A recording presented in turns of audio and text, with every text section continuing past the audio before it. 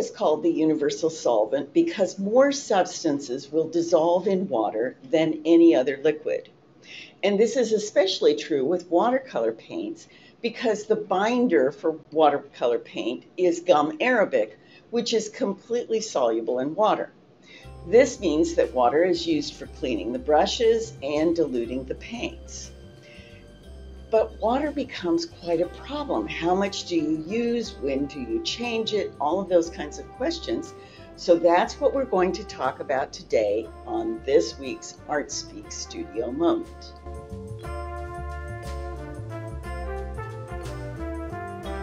Soft watercolor brushes do not need to be cleaned with soap and water.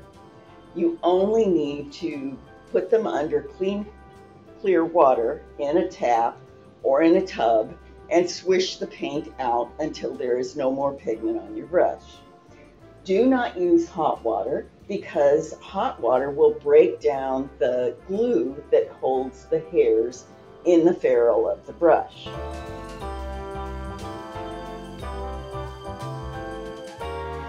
I recommend that artists use a really large container for their water for diluting the paint and cleaning their brushes while they paint.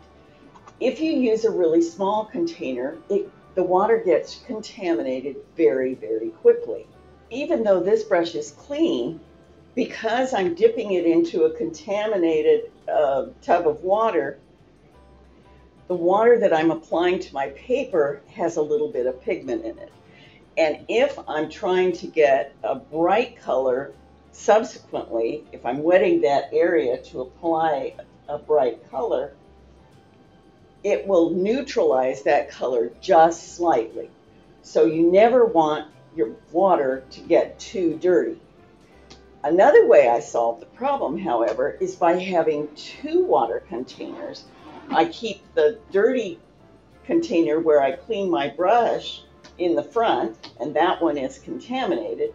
And then when I'm sure that the brush is clean, then I use the clear water for applying water to my paper so that when I add paint to it, it will be bright and clear.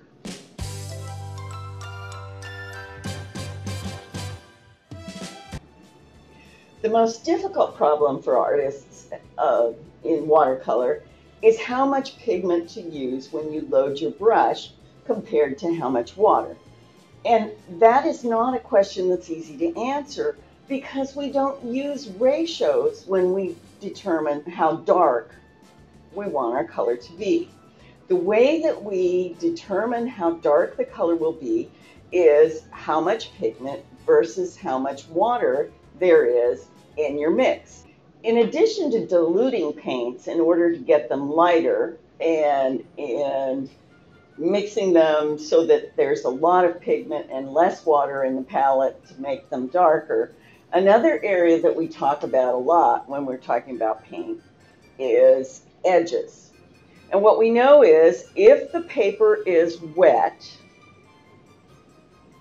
and we apply paint, we will get soft edges. If the paper is dry and we apply the paint, we get hard edges. And if we want two colors to blend into each other, then we can add those colors on wet paper. Or we can add those colors on dry paper next to paint that isn't yet dry, and we get a soft edge. If we want to get a soft edge where we have a hard edge, we can take a brush that has a clean brush that has no pigment on it, but has a little bit of water on it, and we can run that brush along the edge, and it will soften the edge because the old paint, the paint that isn't quite dry but is holding a hard edge, will flow into that area where we've applied more water. So the paint goes where the water is, and that's one of the joys of watercolor painting, is that with watercolor painting, we don't have to apply all the paint. We can just wet an area, we can drop some paint into it. Oops, I used my dirty water, can you see? We can just drop some paint into it and the paint will paint itself. This is one of the things I enjoy the most about watercolor painting. So because the paint will flow wherever there's already water, if we're going to paint a large shape and we want to paint it in one go, what works really well is to put some clean water from my clean water bucket into the shape and then add pigment.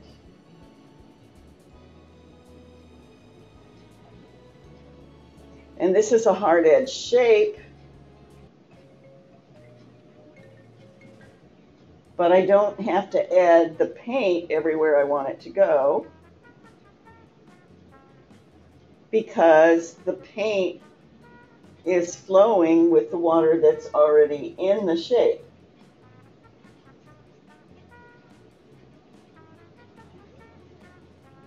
I'm going back up here because it's starting to dry and I want to have it all pretty much the same degree of darkness.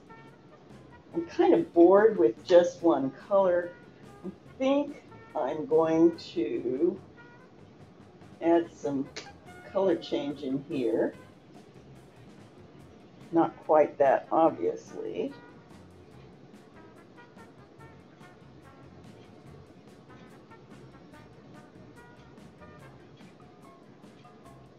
Maybe it needs a little bit darker purple. That would be kind of fun.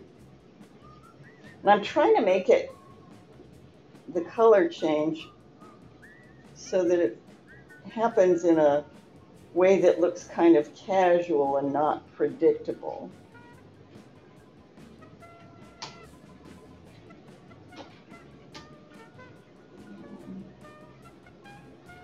Put some that up there. That's a near complement of the original violet, so I don't want to brush it too much.